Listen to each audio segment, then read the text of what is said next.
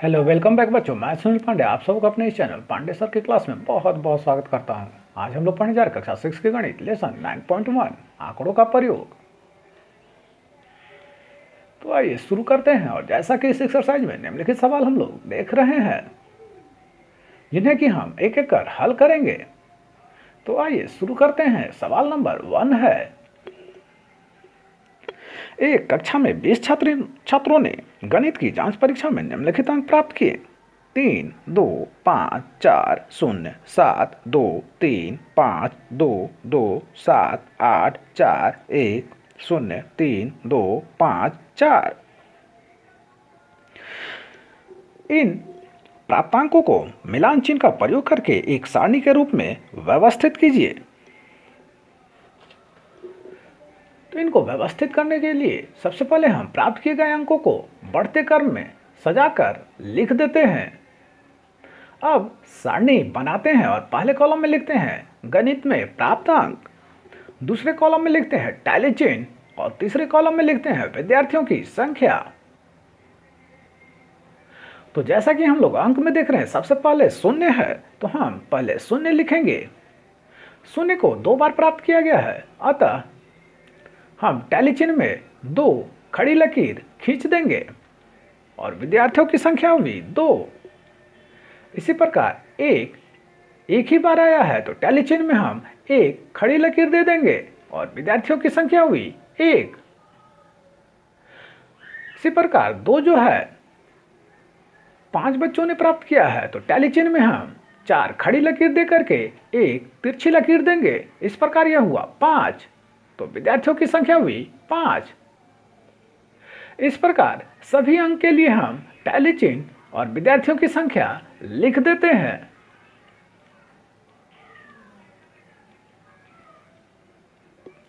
अब इन टैली चिन्ह के आधार पर कुछ सवाल दिए गए हैं जिसके जवाब हमें देने हैं। तो ए नंबर में है, ज्ञात कीजिए कि कितने छात्रों ने 5 या उससे अधिक अंक प्राप्त किए। तो 5 या 5 से अधिक अंक प्राप्त करने वाले यहाँ पर है प्राप्त अंक 5, 7 और 8 जो कि 5 से अधिक हैं। तो इनकी संख्या हुई 3 जोड़ 2 जोड़ 1 जो कि हुए 6। 6 विद्यार्थियों ने 5 या उससे अधिक अंक प्राप्त किए। बी नंबर में है, कितने छात्रों ने 4 से कम अंक प्राप्त किए। तो 4 से कम अंक प्राप्त करने वाले विद्यार्थियों की संख्या होगी, यह है 4, इससे ऊपर है ये 3, 2, 1 और 0। इनको हम जोड़ेंगे विद्यार्थियों की संख्या तो हमें प्राप्त हो जाएगी 3 जोड़ 5 जोड़ 1 जोड़ 2 जो कि हुए कुल मिलाकर 11। अतः 11 विद्यार्थियों ने 4 से कम अंक प्राप्त किए।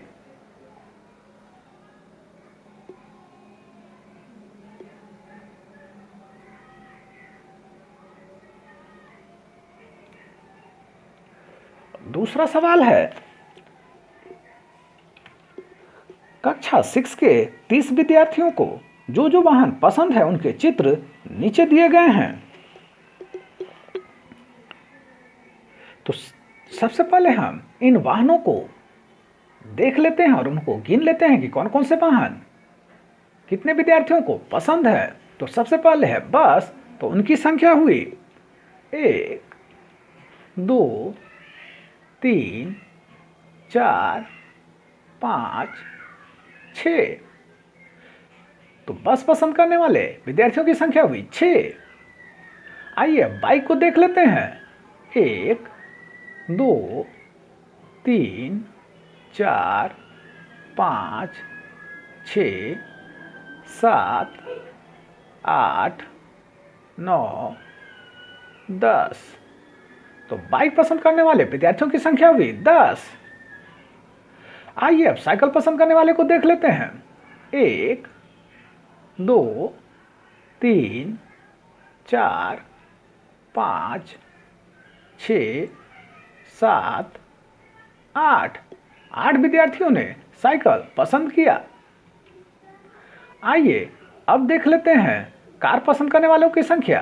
1, 2, 3, 4, 5। तो 5 विद्यार्थियों ने कार पसंद किया। अब बच गया जीप, तो जीप को एक विद्यार्थी ने पसंद किया। आइए अब इसकी एक सारणी बनाते हैं। तो सवाल नंबर ए है, वाहनों के चित्रों को मिलान चिन्हों का प्रयोग करते हुए एक सारणी में व्यवस्थित कीजिए। तो पहले कॉलम में हमने दिया वाहन पसंद है, दूसरे में टैली चिन्ह और तीसरे में वाहनों की संख्या। तो बस पसंद करने वाले विद्यार्थियों की संख्या हुई 6। इसी प्रकार बाइक पसंद करने वालों की संख्या हुई 10 और साइकिल पसंद करने वालों की संख्या हुई 8। कार पसंद करने वालों की संख्या हुई 5 और जीप पसंद करने वालों की संख्या हुई 1।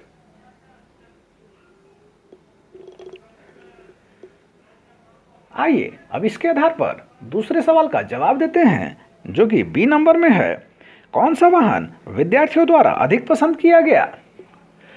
तो जैसा कि हम लोग यहाँ देख रहे हैं कि बाइक पसंद करने वाले विद्यार्थियों की संख्या सबसे ज़्यादा है, जो कि है 10। तो हमारा जवाब हुआ बाइक को सबसे ज़्यादा विद्यार्थियों ने पसंद किया।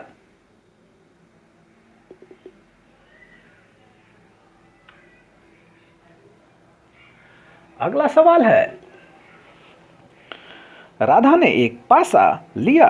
उसने पासे को 20 बार उछाला और प्रत्येक बार प्राप्त संख्या को निम्न प्रकार लिखा: 5 6 6 3 5 2 3 5 2 4 3 4 6 1 5 6 2 3 5 2। तो मिलान चिन्ह का प्रयोग करके एक सारणी बनाइए और निम्न प्रश्नों का उत्तर लिखिए। तो सबसे पहले हम दिए गए संख्या को बढ़ते क्रम में सजाकर लिख लेते हैं। अब सारणी बनाते हैं और पहले कॉलम में लिखते हैं पासे में प्राप्त अंक, दूसरे में टैली चिन्ह और तीसरे में प्राप्त अंकों की संख्या। तो 1 जो है वह एक बार आया है, 2 4 बार आया है, 3 4 बार आया है, 4 2 बार आया है, 5 5 बार आया है और 6 4 बार आया है। इस प्रकार हमने सारणी बना लिया। अब सारणी के आधार पर हमें कुछ जवाब देने हैं। तो पहला सवाल है कि ए न्यूनतम बार आने वाली संख्या कौन सी है?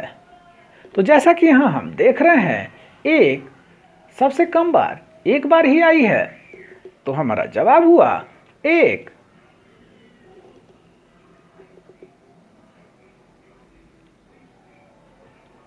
बी नंबर में है, अधिकतम बार आने वाली संख्या कौन सी है और वह संख्या कितनी बार आई है?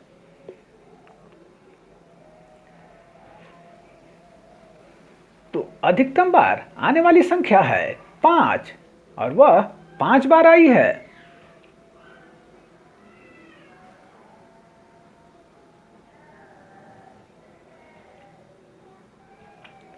सी नंबर में है, समान बार आने वाली संख्या कौन सी है? तो 2 3 और 6 समान बार आई है, वह है 4 4 बार।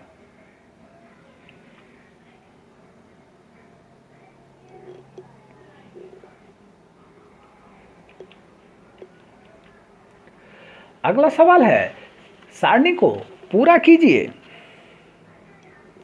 तो जैसा कि हम यहाँ देख रहे हैं कि इस सारणी में पहले कॉलम में है क्रम संख्या, दूसरे में भोजन रुचि, तीसरे में मिलान चिन्ह और चौथे में है लोगों की संख्या। ए नंबर में केवल रोटी खाने वालों ले हैं, बी नंबर में केवल चावल खाने वाले हैं जिनका मिलान चिन्ह और लोगों की संख्या दिया हुआ है। सी नंबर में दिया हुआ है दाल और चावल दोनों पसंद करने वाले जिनकी संख्या है 16। इसके लिए हमें यहाँ पर मिलान चिन्ह देना है। तो 16 को लिखने के लिए हम 4 लिख करके एक तिरछी रेखा देते हैं तो हुई 5, फिर 4 खड़ी रेखा दे करके एक तिरछी रेखा दिए तो हुआ 10, फिर 4 खड़ी रेखा दे करके एक तिरछी रेखा दिए तो हुआ 15 और एक खड़ी रेखा देंगे तो हुआ 16। डी नंबर में है रोटी और चावल दोनों पसंद करने वाले, तो उनकी संख्या दी हुई है 14। तो 14 के लिए मिलान चिन्ह देने के लिए हम 4 खड़ी रेखा और एक तिरछी रेखा देंगे तो हुई 5, फिर से 4 खड़ी रेखा और एक तिरछी रेखा दिए तो हुआ 5, 5 10 और 4 खड़ी रेखा देंगे, इस प्रकार हुआ 5 5 10 और 4 14। इस प्रकार यह सारणी पूरा हुआ।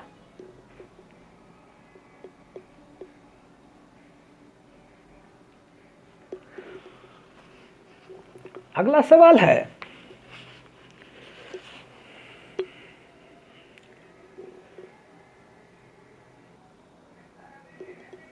कक्षा 6 के 30 विद्यार्थियों ने अपने अपने परिवार में सदस्यों की संख्या को एक साथ लिखा।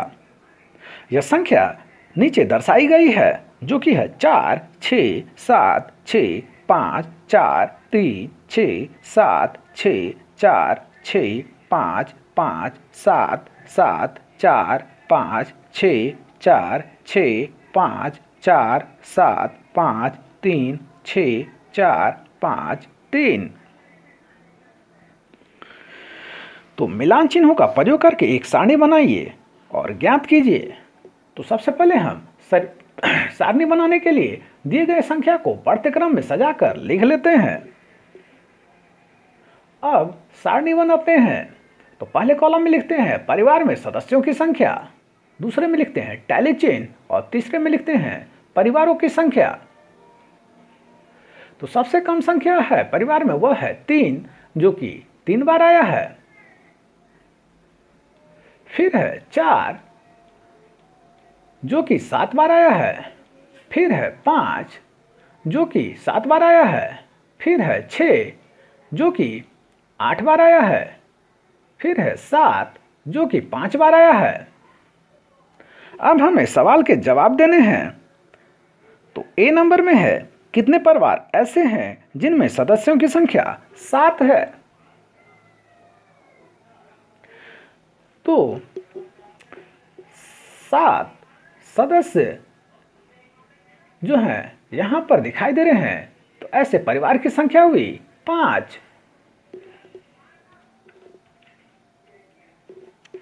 बी नंबर में है कितने ऐसे सदस्य हैं जिनमें सदस्यों की संख्या 3 है। तो यहां 3 सदस्यों की संख्या वाले परिवारों की संख्या हुई 3। सी नंबर में है कौन सी सदस्य संख्या सबसे अधिक परिवार की है।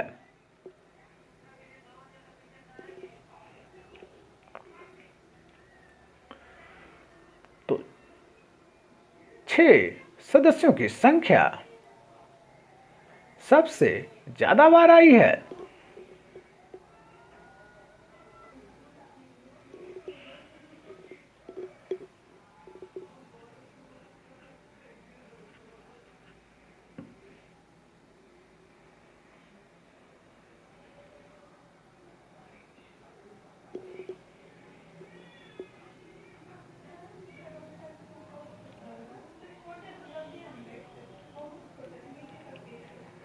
अगला सवाल है किसी सप्ताह में एक फैक्ट्री द्वारा निर्मित कलमों की संख्या निम्न चित्रलेखा द्वारा प्रदर्शित है। यहाँ पर एक कलम का मतलब है 1000 कलमें। इस चित्र का मतलब है 1000 कलमें।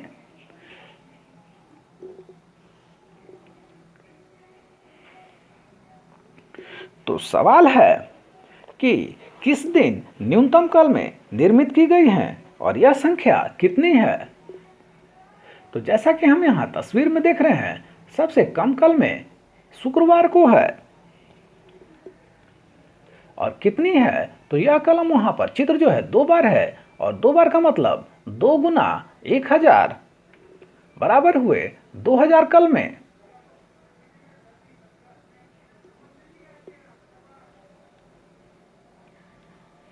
बी नंबर में है किस दिन निर्मित कलमों की संख्या अधिकतम थी और यह कितनी कलमें थीं? तो जैसा कि हम यहाँ तस्वीर में देख रहे हैं, सबसे ज़्यादा कलमें बुधवार को बनाई गई हैं। तो यहाँ पर चित्र में कलमों की संख्या है 8। इसका मतलब कुल कलमें बनी 8 गुना 1000 बराबर 8000 कलमें।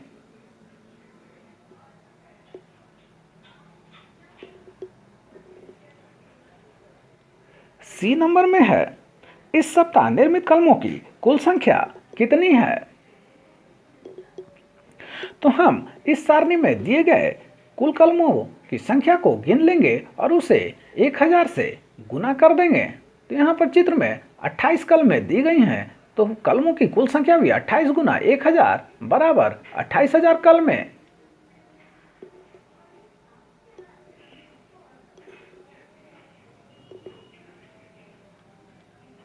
अगला सवाल है, गया शहर के एक सब्जी बाजार में 5 सब्जी विक्रेताओं द्वारा बेची गई सब्जी की टोकरियों की संख्या निम्न चित्रलेखा में प्रदर्शित है।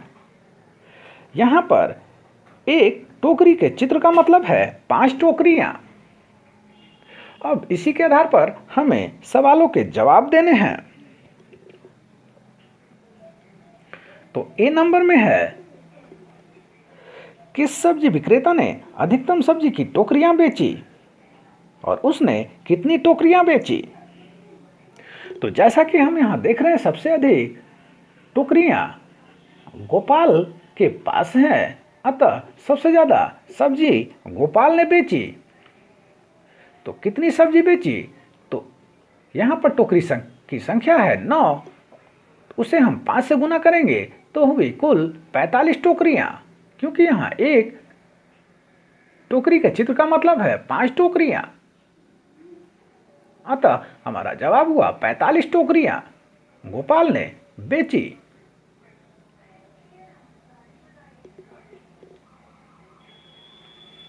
बी में है, नरेश ने सब्जी की कितनी टोकरियां बेची?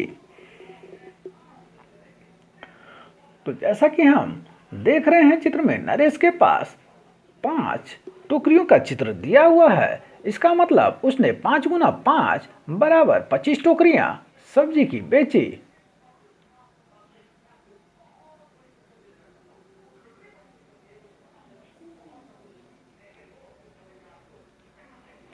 सी नंबर में है, सबसे कम कितनी टोकरियां बिकी? तो जैसा कि हम देख रहे हैं, मोहन के पास सबसे कम टोकरियां हैं, जो कि हैं 3। अतः यह हुआ 3 गुना 5 बराबर 15 टोकरियां, जो कि मोहन ने बेची।